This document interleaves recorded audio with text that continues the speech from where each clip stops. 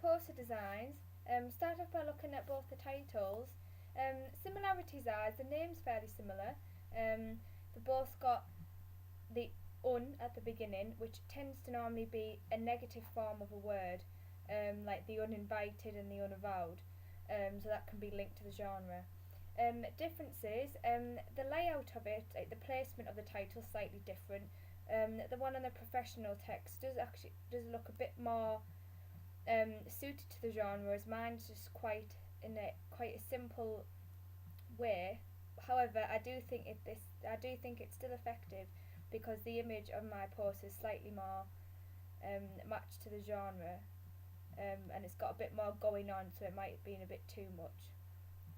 Obviously, other things is the colour. That's simply just because on the real media text is a darker background, so the white is necessary so it can stand out. And on my post, I use the black, same again, so it can stand out. Moving on to the subtitle for the film, similarities of that is the font's fairly similar. It's quite a simple font with so that it's easy to read.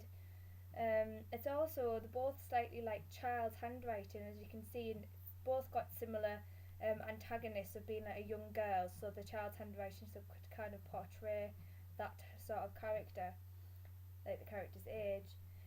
Also, the placement is fairly similar. They're both above the title, not below it.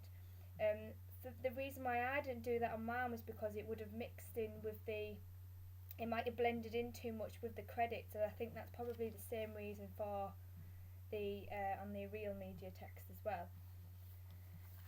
Moving on to the main image, obviously both the images are different in the sense of that mine is obviously got is two images overlapping each other and then using an opacity tool and different effects on it to try and be able to see the character behind the bloody handprint. The lighting's very different. Obviously, you can see her face, whereas on the real media text you can't. However, it's kind of just opposite to each other because you can see like the ghostly background with the fog and the mist behind the real media text, whereas mine you can't see anything behind it. That's just kind of a sense of mystery to it.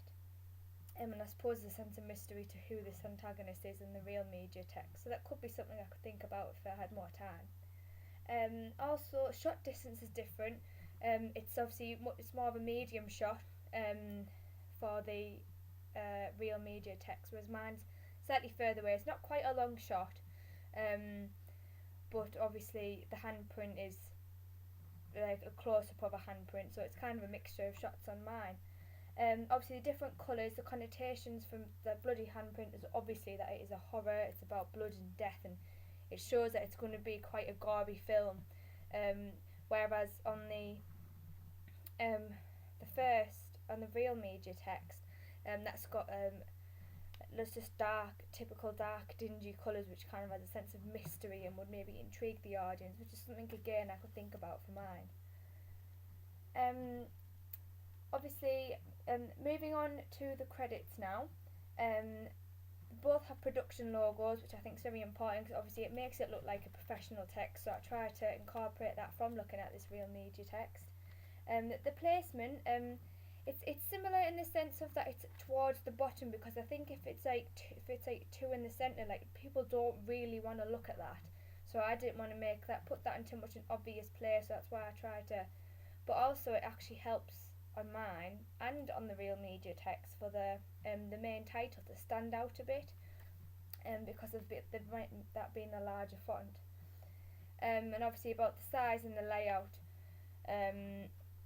is a bit similar, though mine is a little bit bigger, so that maybe I would think about maybe making that smaller, because like I mentioned before, it's not exactly the most important thing on the poster.